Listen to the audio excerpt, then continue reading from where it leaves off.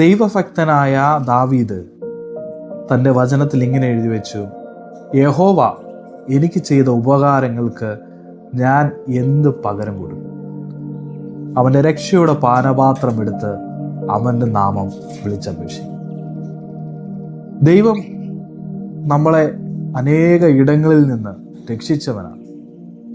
ഈ പകൽക്കാലവും നമ്മൾ ജീവനോടെ ആയിരിക്കുന്നത് നമ്മൾ കഴിച്ച ആഹാരത്തിൻ്റെയോ കുടിച്ച വെള്ളത്തിൻ്റെയോ ബലം കൊണ്ടല്ല. ജീവനുള്ള ദൈവം അവൻ്റെ ഉള്ളം കരങ്ങളിൽ നമ്മളെ സുരക്ഷിതമായി കാക്കുന്നത് കൊണ്ടാണ്. നമ്മൾ മറവിയുള്ളവരാണ്. കഴിഞ്ഞ കാല ജീവിതത്തിലേക്ക് ഒന്ന് തിരിഞ്ഞു നോക്കിയാൽ എത്ര നന്മകളും അനുഗ്രഹങ്ങളും സഹായങ്ങളും ദൈവത്തിൽ നിന്ന് നമുക്ക് ലഭിച്ചിട്ടുണ്ട്.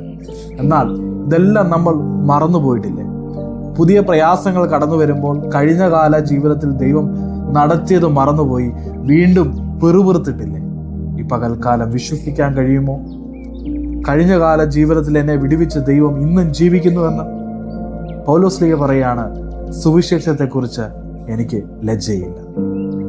ഞാൻ ആയിരിക്കുന്ന ഇടത്ത് എൻ്റെ ചുറ്റുപാടും ഒരുപക്ഷെ പല ആൾക്കാരുണ്ടായിരിക്കും.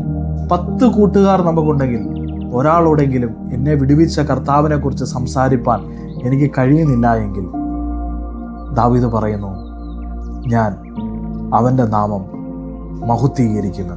എൻ്റെ ദൈവം എനിക്ക് ചെയ്ത ഉപകാരങ്ങൾക്ക് ഞാൻ എന്ത് പകരം കൊടുക്കും? ഇന്ന് നമ്മൾ ചോദിക്കാം, കർത്താവ് എനിക്ക് ചെയ്ത ഉപകാരങ്ങൾക്ക് ഞാൻ എന്ത് ദൈവത്തിന് പകരം കൊടുത്തു? കർത്താവിന് ഒന്നും വേണ്ട. കർത്താവിന് നമ്മളെ മാത്രം മതി, നമ്മുടെ സ്നേഹം മതി. കർത്താവ് പറയാണ്, അവൻ്റെ ജീവനെ വിലയേറിയതായി എണ്ണാതെ നമ്മളെ സ്നേഹിച്ച കർത്താവിനെ നമുക്ക് തിരിച്ച് സ്നേഹിക്കാം, അവന് വേണ്ടി ജീവിക്കാം, അവൻ്റെ സന്നിധി നമ്മളെ തന്നെ സമർപ്പിക്കാം. കർത്താവ് നമ്മളെ അനുഗ്രഹിക്കും. God bless you all. ദൈവം നമ്മളെ അനുഗ്രഹിക്കട്ടെ.